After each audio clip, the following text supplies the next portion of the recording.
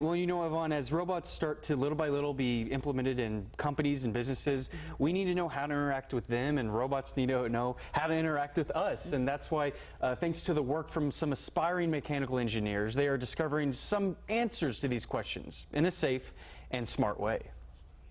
For the output of the series elastic actuator. Robots aren't science fiction for these UT students. This is Tri-Key.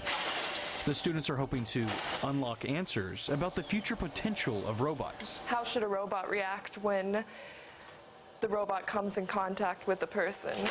We'll have to consider all the interactions that are possible once you have multiple robots and multiple humans in the same place. People interacting with robots every day is just around the corner. She's our friendliest humanoid robot. Dreamer here is friendly, but also versatile. We've worked on trying to do some kind of borderline psychology studies with the head and the eye motion. But the group's product with the biggest potential has a rhythm to it. Basically, it has the functions of the human leg. Mercury might only have a lower half, but he could end up helping all of us as we start to live longer. We're going to have a lot of people unable to move the same ways that they did it in their young years, and those need support for mobility. Professor Luis Sentes helped these students imagine, build, and tweak these robots. But the process here is completely different. It's much more creative.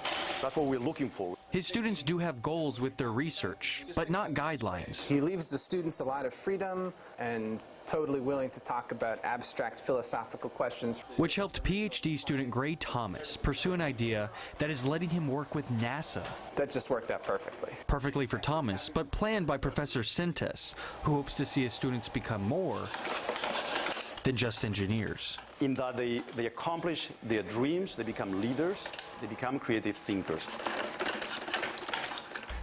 So we mentioned this group's research connected to what NASA is working on. Well, these students are also working with our Navy, helping them improve their vessels that they deploy out in the water. And, you heard them kind of talk about the freedom to explore their ideas through their research. And, sometimes you go work for companies, you get an idea or something you need to work on, and you have to focus on that. Well, in these research environments, they get to explore whatever they want to. So many things. You could use robots for anything. Let's just hope not news anchors or reporters, right. Because we need to get these some money. Personalities. Yeah. You know what? Do robots have a personality? And if they don't, which obviously they don't, then maybe we can keep our jobs. There we go. We're doing all right. I think we're doing okay.